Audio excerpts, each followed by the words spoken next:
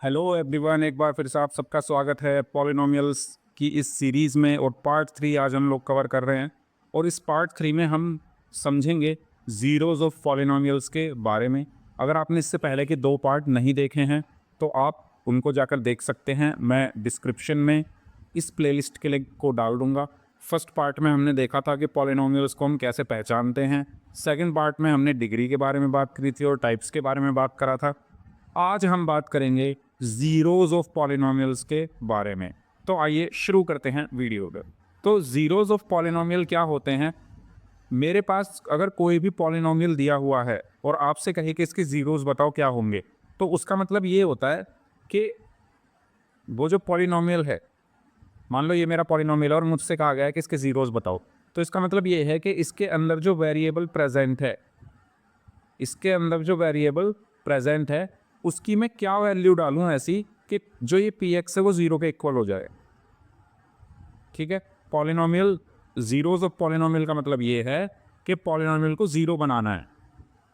और पॉलिनोमियल को ज़ीरो बनाने के लिए उस पॉलिनोमियल के अंदर वेरिएबल की जो वैल्यू डालनी पड़ेगी मुझे, वो उस पॉलिनोमियल के ज़ीरोज़ होंगे। जैसे कि यहाँ पर लिखा हुआ है p x is equal to x minus 5।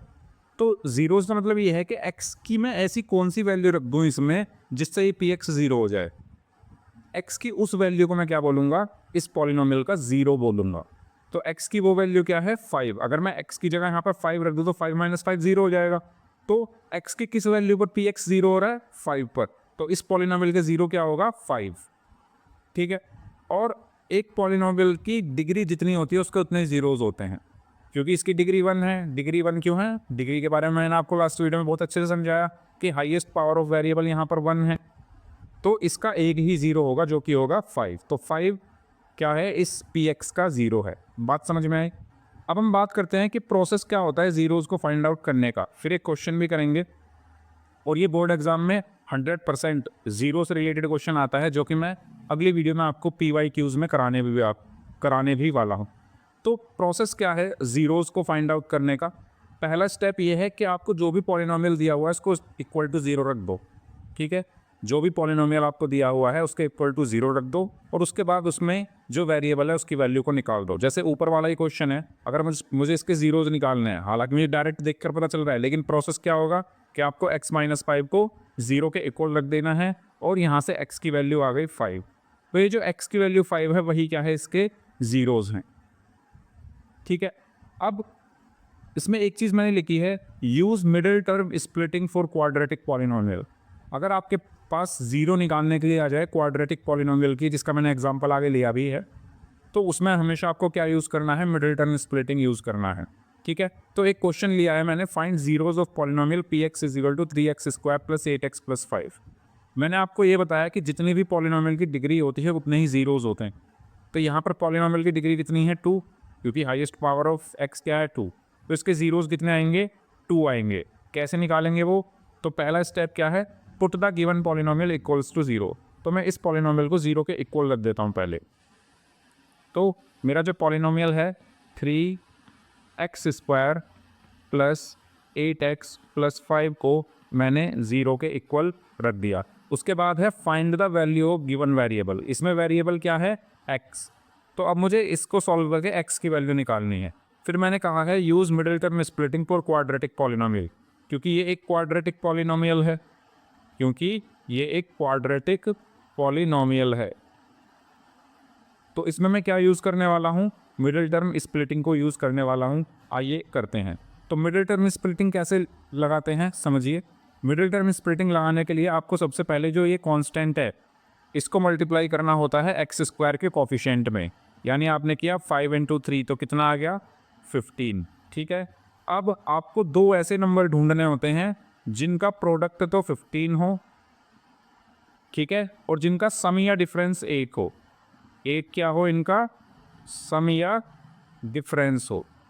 ऐसे दो नंबर बताओ जिनको मल्टीप्लाई करने पर 15 आए, जोड़ने या घटाने पर 8 आए। तो वो नंबर कौन है? 5 और 3।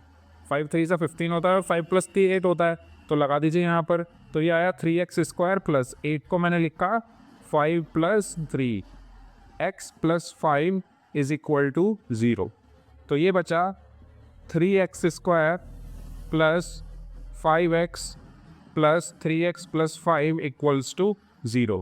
अब मैंने यहाँ से कॉमन लिया x, तो अंदर बचा 3x प्लस 5। यहाँ से कॉमन लिया 1, तो अंदर बचा 3x प्लस 5। अगर आपके ये दोनों ब्रैकेट सेम है तो यानी आपने मिडिल टर्म स्प्लिटिंग सही लगाई है। अगर ये ब्रैकेट अलग अलग आते तो मैं ये कहता मिडिल टर्म स्प्लिटिंग में प्रॉब्लम आ रही है आपकी। ठीक है, तो मेरे सेम आ रहे हैं, बट अच्छी बात है। तो मैंने इसको इक्वल टू 0 रख दिया। अब इस पूरे में क्या कॉमन है? 3x plus 5 common, x plus 1 equals to 0। अब हम क्या करते हैं, दो चीज़ों का प्रोडक्ट 0 कब होता है? जब उसमें से कोई एक 0 हो। तो मैंने if 3x plus 5 equals to 0, जब मैंने इसको 0 के इक्वल रखा तो x की वैल्यू आई -5/3। ये मेरा पहला 0 आ गया। इफ़, अब इसको 0 रख दो, x प्लस 1 इक्वल्स टू 0, तो x की वैल्यू क्या आ गई? -1, तो ये दूसरा 0 आ गया। और मैंने आपको बताया था कि जितनी डिग्री होती है उतने ज़ीरोज़ आते हैं। तो यहाँ पर आप ध्यान से देखो, डिग्री कितनी थी इस पॉलिनोमियल की? 2, तो ज़ीरोज़ भी कितने आए हैं? 2। यानी ये x की वो वैल्यू हैं -5/3 और -1, जिनको अगर मैं इस पॉलिनोमियल में रख दूं तो ये 0 हो जाएगा। तो ज़ीरोज़ हमारे क्या आए? -5/3 एंड -1। उम्मीद करता हूँ आपको वीडियो पसंद आई होगी, वीडियो अच्छी लगी होगी। अगर आपको वीडियो अच्छी लगी है तो प्लीज़ इसको लाइक करिएगा, चैनल को सब्सक्राइब ज़रूर करिएगा।